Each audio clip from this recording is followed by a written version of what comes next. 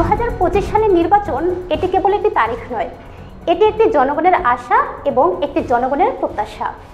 আওয়ামী সরকারের পতনের পর বাংলাদেশ এখন এক নতুন অধ্যায়ের মুখোমুখি। দীর্ঘ 16 বছর বিএনপি লড়াই সংগ্রাম করে আজ ভোটের জন্য প্রস্তুত। তারা চাচ্ছেন একটি অবাধ, সুষ্ঠু এবং নিরপেক্ষ নির্বাচন, এবং তা 2025 সালের মধ্যে। একটি নিউজ দেখেছি, সেখানে দলটির ভাইস চেয়ারম্যান শামসুজ্জামান দুদু বলেছেন যে বিএনপির 80 থেকে 90% প্রস্তুত ভোটের জন্য, শুধু নির্বাচনের তারিখ দিয়ে দিলেই তারা প্রার্থীদের মনোনয়ন দিয়ে দেবে। তৃণমূল থেকে কেন্দ্রীয় নেতৃত্ব পর্যন্ত সকলে এখন ভোটের মাঠে সক্রিয়।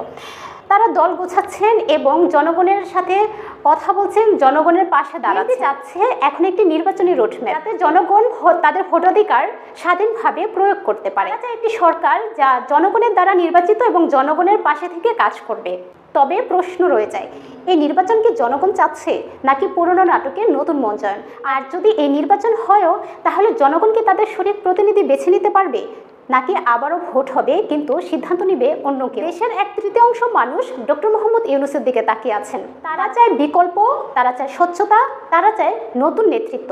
এখন কে আসবে, পুরনো মুখ নাকি নতুন ভরসা? জনগণ এবার প্রশ্ন রাখছে, চাটুকার নয়, সাহসী নেতৃত্ব। যে আসবে সে কি দায় নেবে জনগণের দুঃসময়ে, সংকটে কিংবা রক্তপাতের রাতে? নাকি আবারও আসবে প্রতিশ্রুতি মুখোশধারী সুবিধাবাদী লোকগুলো? এই বাংলাদেশ কি এখনও ভুল জায়গায় আছে? এই ভিডিওটি দেখে যদি আপনার কোনো মতামত করতে ইচ্ছুক হয়, অবশ্যই কমেন্টস বক্সে আপনার মতামত জানাবেন।